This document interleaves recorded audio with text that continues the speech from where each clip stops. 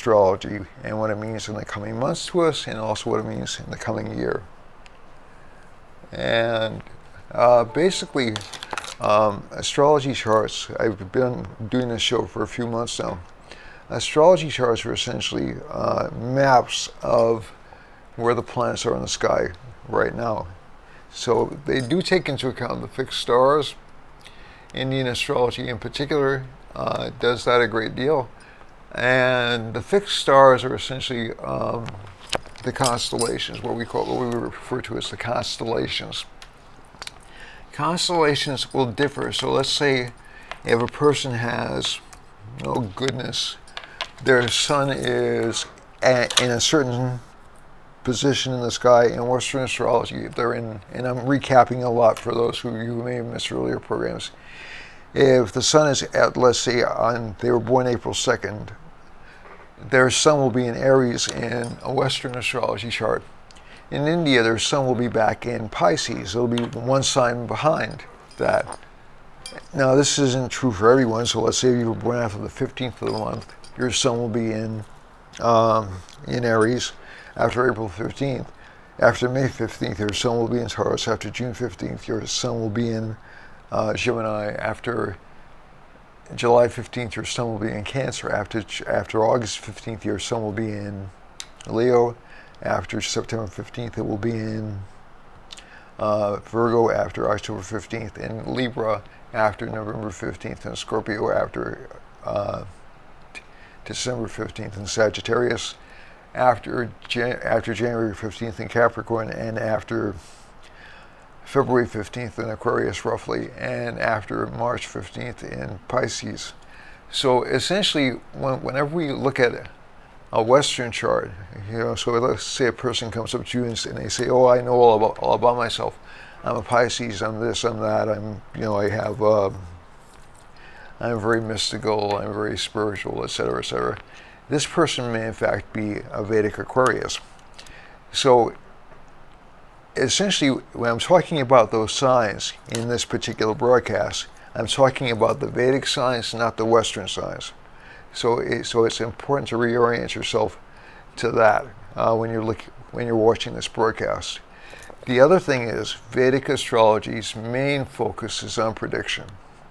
There are personality attributes in Vedic signs, of course, but they have an entire system built around planets and those planets' placements in the chart, special yogas or combinations they form, and also around where if a house lord is in a bad house, it'll produce bad effects. If a house lord is in a good house, it'll produce good effects, in some cases terrific effects. But essentially, whenever you're looking at a chart, you're analyzing the entire chart, and you're analyzing a whole group of subcharts called Vargas. And Vargas specialize in certain areas of life like marriage, career, children, siblings, desires, ambitions. There are 16 major Vargas, and there are quite a few non-major Vargas that are considered important, but not quite as important as the 16 or the Shadasa Vargas are. So Vargas are essentially major divisions in the chart. They're extremely important for isolating certain events and certain details.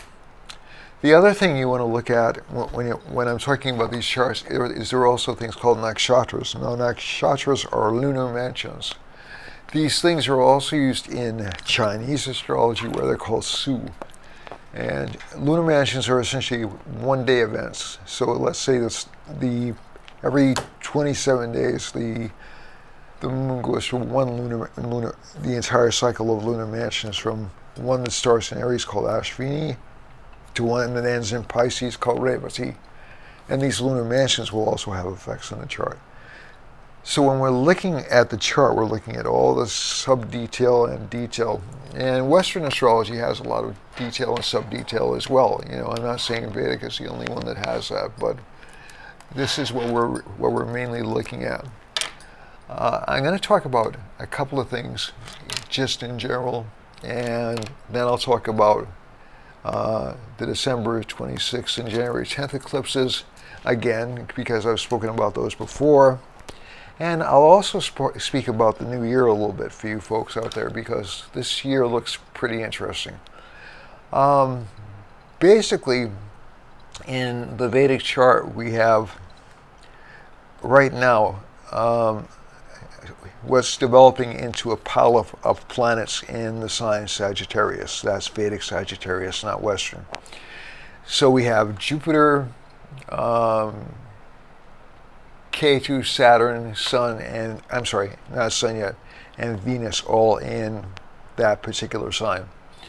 We also have currently, this is as of today, this is December 4th, we also have Mars in Scorpio, which is a good place for it. It does very well in Scorpio.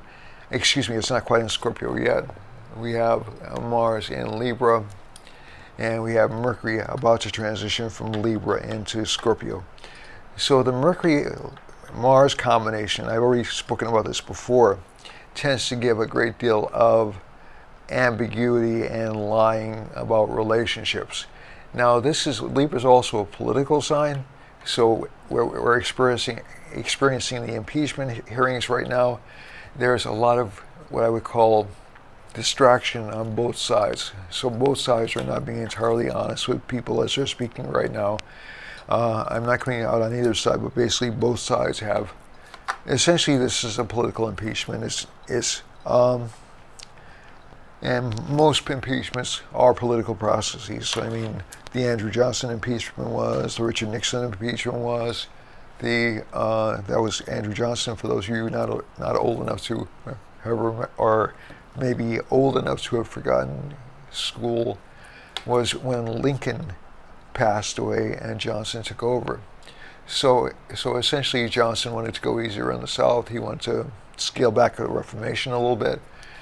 And that got the ire of the Republican senators who were holding power at that time. Johnson was a Democrat.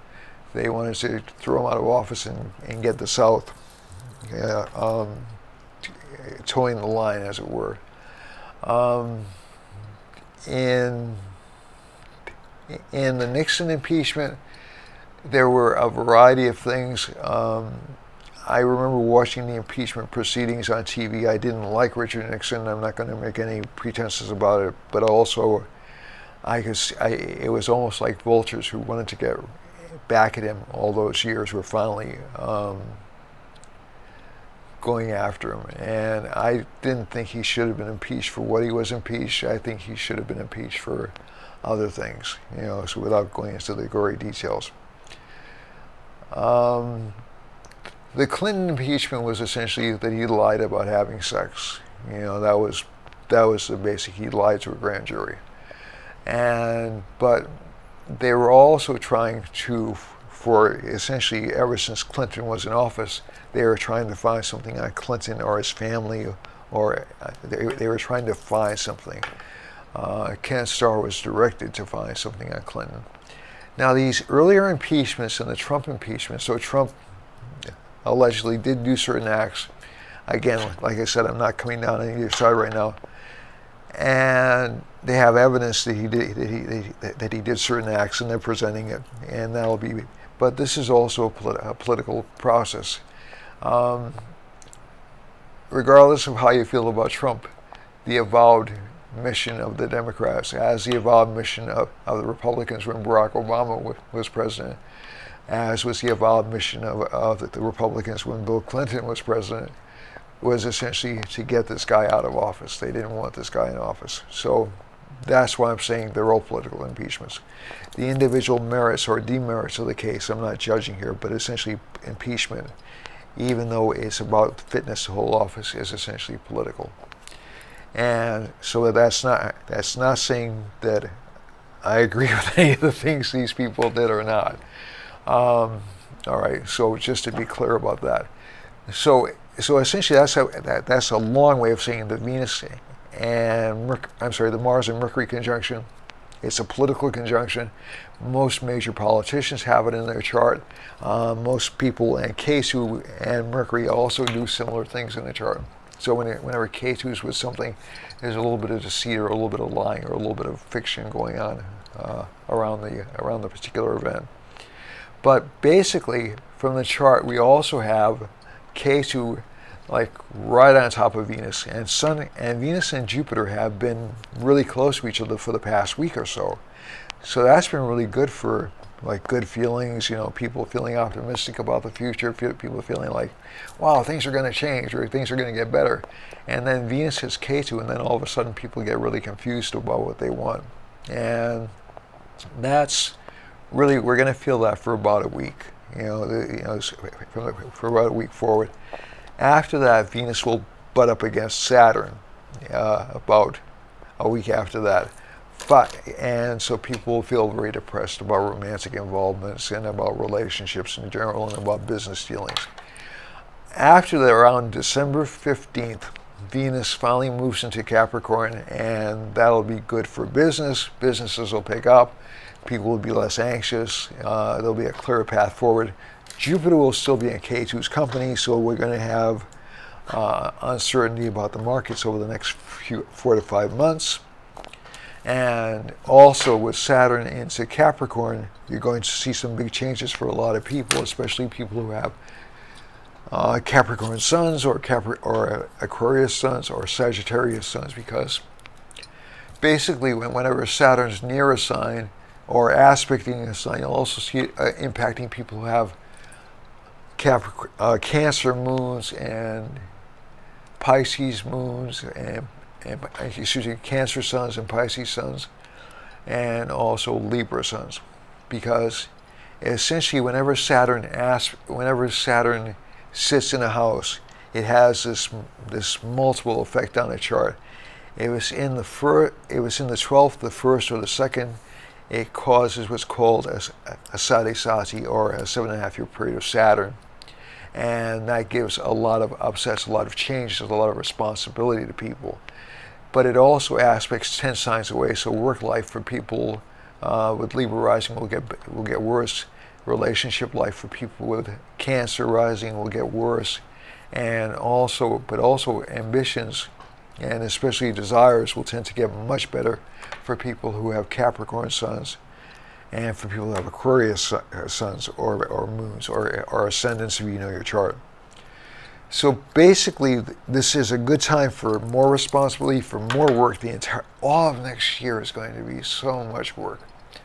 And you'll see it in the chart, and it'll be interfered with luck-wise until around September. And the reason I say that is because Jupiter's going to be with K2, so Jupiter will open up new doors, it'll open up new belief systems, but it'll also tend to give problems with institutions of authority. So a lot of the credibility of institutions and authority has been under attack the past few years.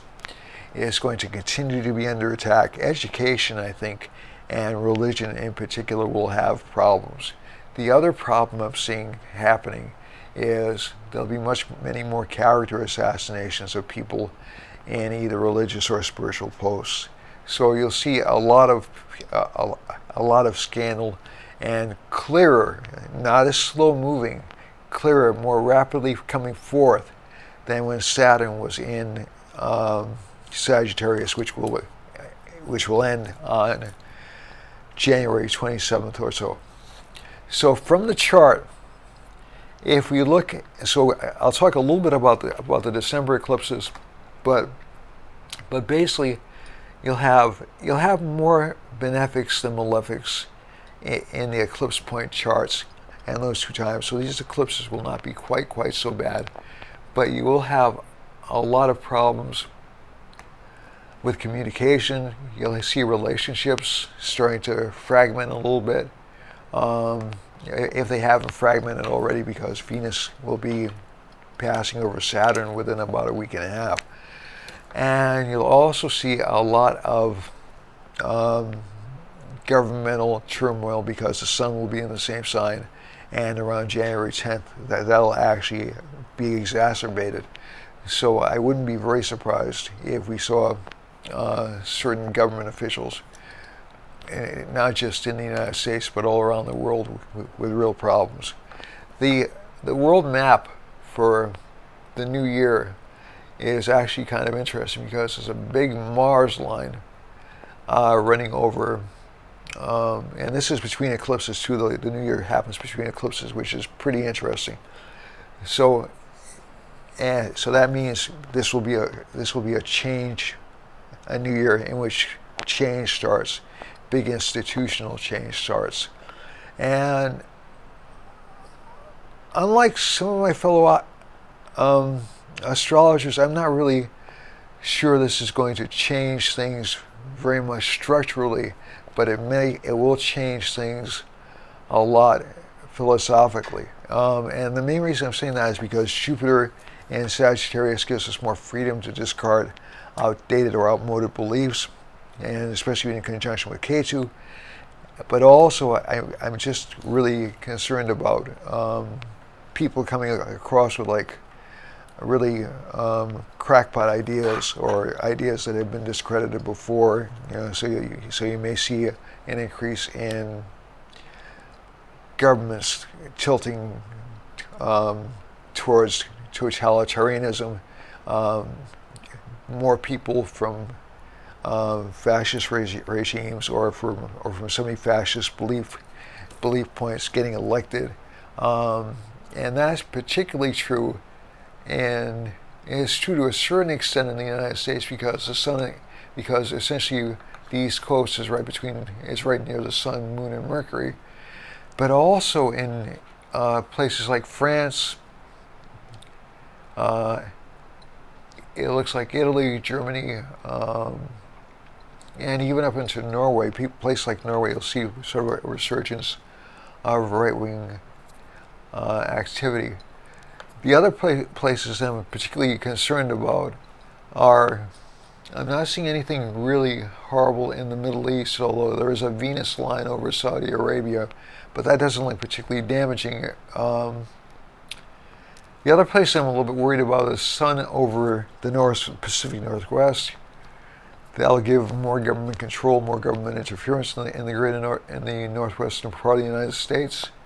And Mars is passing over, it looks like New Mexico and into Baja, and so there's a spread of these things. So essentially New Mexico up to Idaho and Wyoming looks like a rough spot. It looks like a lot of gun violence in that part of the world. A lot of attempts at rebellion in Brazil. Brazil's had a really rough year, but so are Colombia and Venezuela over the next few months. And I think overall, if you look at India and China, there are some dangers of political uprisings in those two countries. And I'm not saying these are going to be very big or even very effective, but the civil discontent, especially in China, has not tampered down. In India, it looks like there are a lot of internal conflicts, especially in far eastern India, and also I'm looking as well, and also Pakistan looks prime for some kind of aggressive behavior. Russia looks like it's going to be left out of these things to a very large part, and you'll also see some problems, especially economic problems in Australia. The basic things to keep in mind is over the next year you have a chart which indicates change. The moon is in Pisces, it's in a changeable sign. Rahu's in the fourth house from the moon. That indicates lack of interest in following traditional pathways, and especially change in media. So you'll see actually a little bit of an explosion in media, like a struggle with media, between media and governments. Mars is in the ninth house from the moon, so that indicates more people willing to fight and more people willing to be aggressive, but I'm not seeing a war. And we have a lot of belief systems being challenged over the next year or so. So old established belief systems, maybe even old religions being challenged over the next year. and that looks particularly true in China, India, and also parts of Brazil. So I think you're going to see a lot of cultural change over the next few years. The map of the United States, the astrological map of the United States, has not been this challenged since 1776. But that doesn't mean there's going to be another revolution or a civil war or anything like that. The place is most likely to generate any kind of violence look like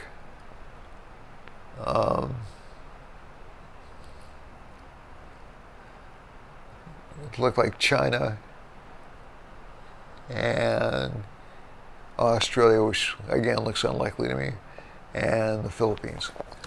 Okay, so essentially, but over the months, we'll keep on looking at this map and seeing how it changes. I just want to give a quick rundown of the signs over the next over the new year, and you'll see a lot of focus for Aries. You'll see a lot of focus on